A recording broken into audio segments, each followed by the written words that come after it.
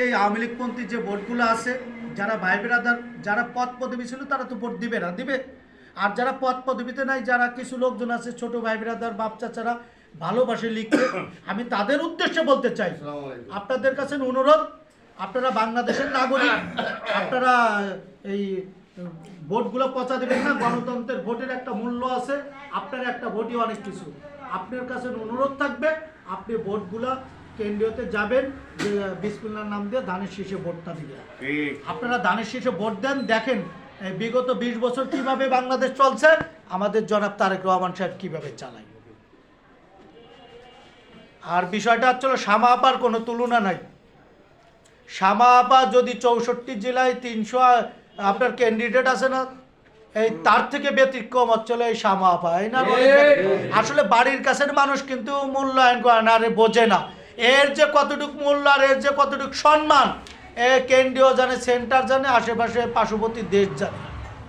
ঠিক আছে, তার বাপেরও এরকম একটা মূল্য ছিল, তা তাকে জয়যুক্ত করতে হবে। আমি বাংলাদেশ জাতীয়তাবাদী জিয়া সৈনিক দলের কেন্দ্রীয় কমিটির যুগ্ম সাধারণ সম্পাদক। আমি এই তার ফরিদপুর এই সালতা নগরকান্দা আসছি তার ভোট নির্বাচন প্রচারণা করার জন্য। আপনারা আমার সাথে থাকবেন, সহযোগিতা করবেন তো আশা করি। আমারও বিশ্বাস সে বিপুল ভোটে জয়লাভ করবে। আপনারা তাদের সবার সাথে 2-3 দিন কথা বলবেন, আর কিছু লোকজন ভোট কিনা বেচা করবে, এদিকে চোখ কান খোলা রাখবেন। এই সুযোগ যেন কেউ না পায়, সুযোগ কাউকে দেওয়া যাবে না। দেওয়া যাবে?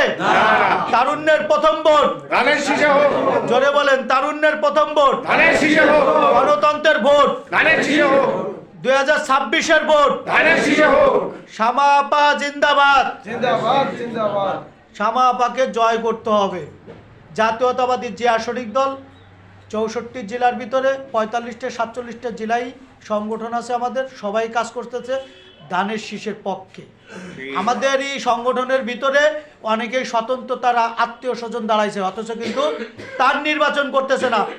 আপনার নারায়ণগঞ্জ সভাপতি GM সুমন মুন্সির আপন মামা, একটাই মামা, সে প্রতিদ্বন্দ্বী করতেছে ফুটবল মার্কা নিয়ে, তাকে মনোনয়ন দেয় নাই আমাদের জনাব তারেক রহমান সাহেব। কিন্তু তার নির্বাচন বাইকে না করে করতেছে মানরান সাহেবের নির্বাচন। কেন?